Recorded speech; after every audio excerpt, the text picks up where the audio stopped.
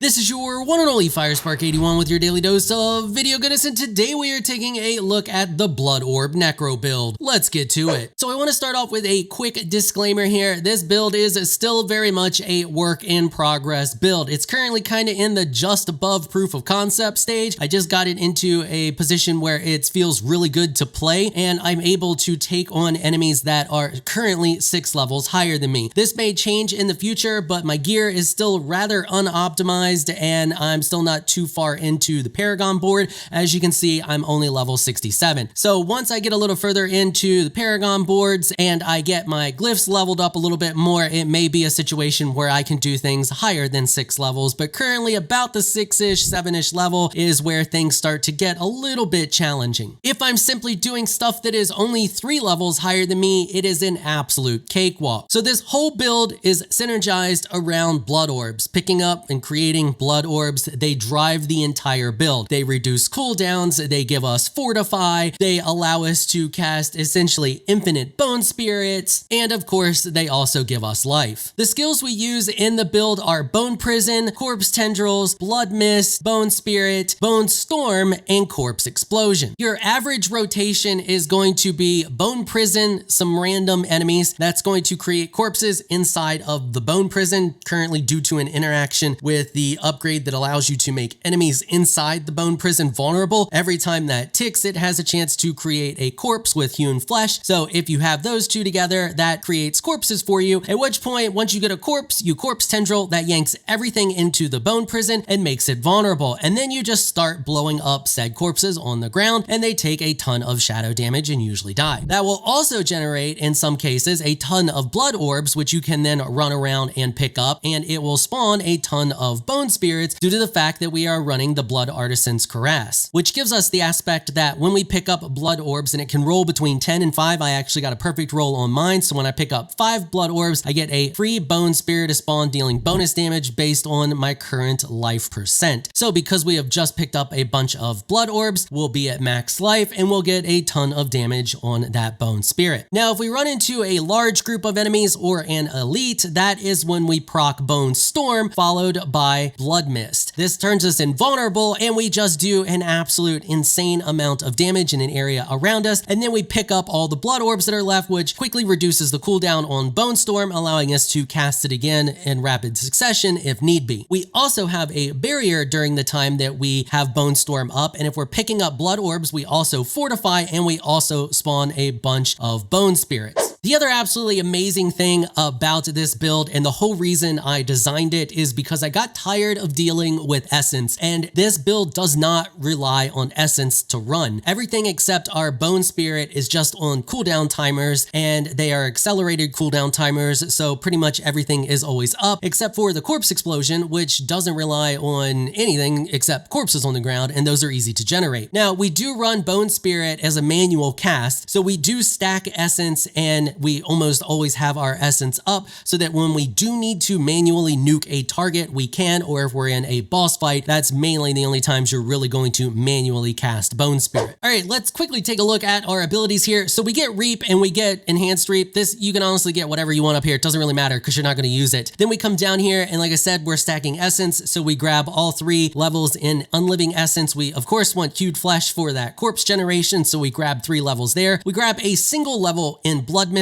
We're basically just using this to become invulnerable and blow up corpses and create darkness on the ground. We'll look at that when we look at all of our aspects. Then you want Corpse Explosion. You want to max that out. You want to get Enhanced Corpse Explosion, and you want to get Blighted Corpse Explosion. You want 1 level in Bone Prison, followed by Enhanced Bone Prison. Then we want Ghastly Bone Prison. We want all 3 levels in Grim Harvest. This gives us increased essence regeneration here, because you get 6 every time you consume a corpse. We consume corpses like crazy. Then we also want Fueled by Death. We just completely bypass the curses altogether. Nothing in there that we want. Moving on down to the next section of the skill tree, you want to max out Corpse Tendrils, because every level in this lowers the cooldown. You want this as low as possible. Then you want to get Enhanced Corpse Tendrils, Blighted Corpse Tendrils for that juicy Blood Orb creation. We also want to get all 5 ranks into Bone Spirit. You want to stack as much Bone Spirit and Corpse Tendrils and Corpse Explosion that you can stack. Then we're going to get the Enhanced Bone Spirit Spirit, of course, so we can move on and then get the Ghastly Bone Spirit. And then over here in our bone skill area, we get Serration, and then we get Rapid Ossification, and then we want 3 levels in this as well. In our little darkness area over here, we get Reaper's Pursuit, just 1 that moves us further down the tree, 2 in Gloom, and then the 3 in Terror. For our ultimate, we take Bone Storm, we get the Prime Bone Storm, and then we get the Supreme Bone Storm. For our key passive, we want to get Shadow Blight. This is what allows our darkness abilities to crit. Now, damage over time itself does not crit, but this where it says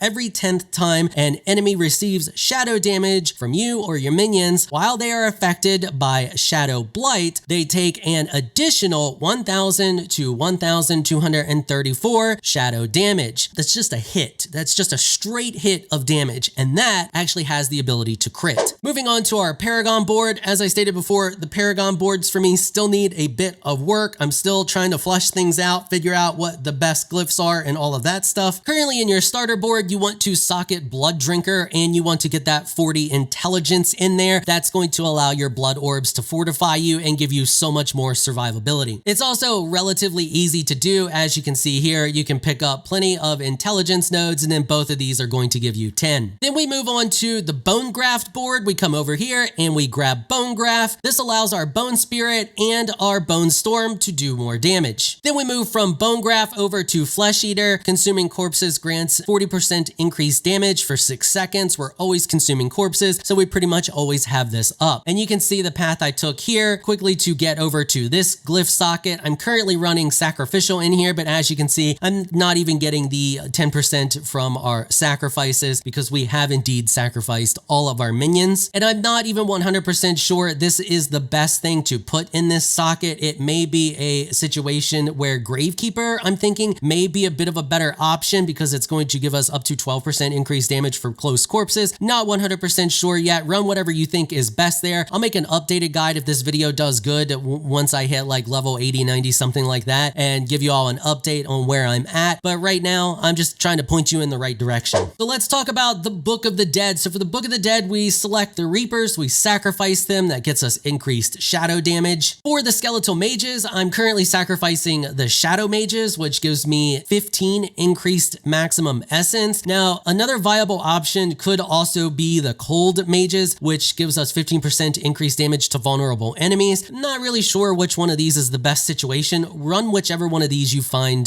to be the best for you, but either one could work because this is going to get you more damage on your Bone Spirits. This is going to also get you more damage on your Bone Spirits, but it's going to get you more damage on everything else. But I like that the Bone Spirits just nuke groups of enemies quick and easy, and single targets really quick and easy. And we don't really make single targets vulnerable very often, and our targets aren't vulnerable for a long period of time. That's why I think that this one is better. And of course, for the Golem, we're sacrificing the Iron Golem, which gives us 30% increased crit strike damage. All right, so let's quickly take a look at the gear. This is kind of a key piece of gear here, but you don't necessarily have to have it because Bone Spirit is just the thing that kind of puts the build over the top. So the ability to just be able to spam these things as you pick up Blood Orbs that do everything else that the Blood Orbs do for this build, this just pushes it a little bit more. So it would be possible to run this build without this while you're farming for it, but this is honestly something that you want to work towards getting. So of course we're running this. I already explained this allows us to cast Bone Spirits for free like crazy. For the helmet, we're running the aspect Bone Storm damages an enemy. It generates a barrier for us. You want this obviously to be the best as possible because this gives us more survivability while we have Bone Storm up, and we can have Bone Storm up a lot. On our gloves, I'm currently running the Bone Storm consumes up to 8 corpses to increase its duration. Now you can see I got an absolutely terrible roll on this. Now another option for this, if you have them, is Howl from Below. And that is because we use Corpse Explosion as one of our main damage abilities, and this moves the Blighted Corpse Explosion to where the targets are instead of you having to kite the targets to the Blighted Corpse Explosion area. I'm currently running the basic gloves with the extended Bone Storm because I like the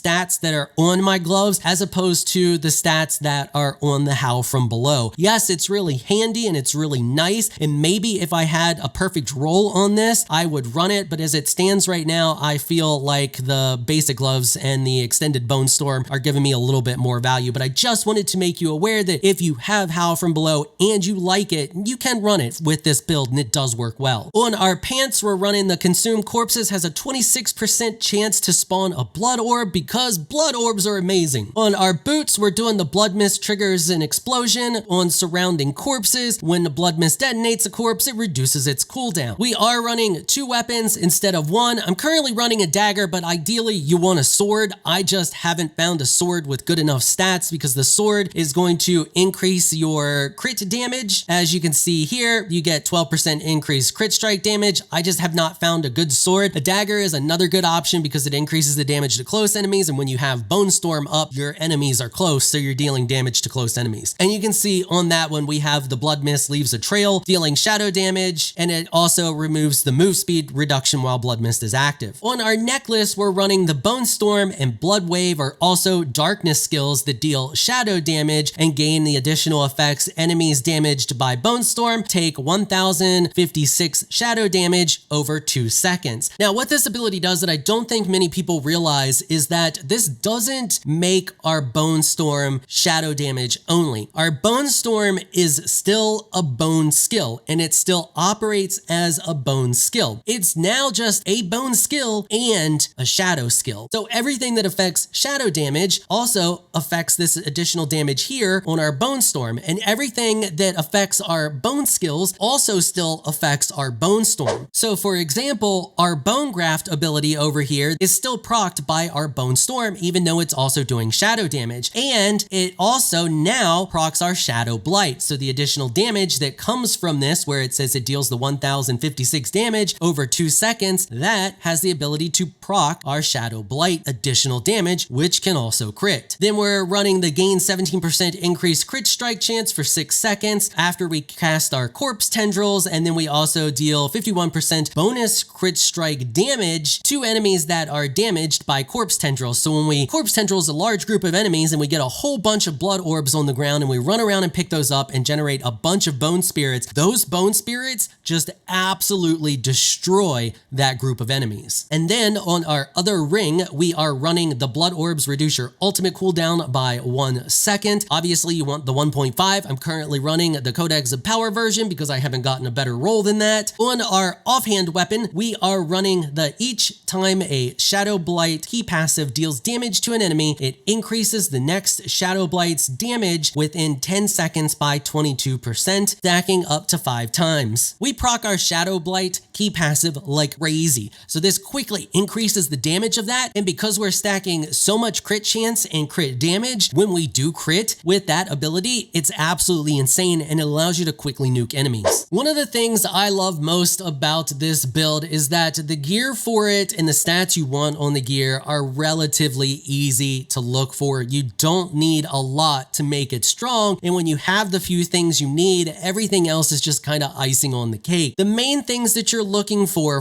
this build is cooldown reduction, crit damage, and crit chance. All right, that's pretty much it for this build. Like I said, it's not very optimized now. It's definitely in the proof of concept stage, is still a work in progress. Let me know what you all think about it down there in the comments section. Are you going to try it out? Do you think it's terrible? Do you think it looks interesting? Let me know. And if you enjoyed this video, you found it helpful or informational at all, consider hitting the subscribe button and notification bell so you can be notified when I upload other videos. I want to give an absolute massive shout out and thank you to all of my channel supporters for helping to keep these videos sponsor free. You all are absolutely amazing people. If you would like to become an official channel supporter, check out the links in the description below. If you enjoyed this video, please leave a comment down below. Let me know what you thought. If you're shy, you don't like to comment, just hit that thumbs up button and share your support. Until next time, thanks for watching.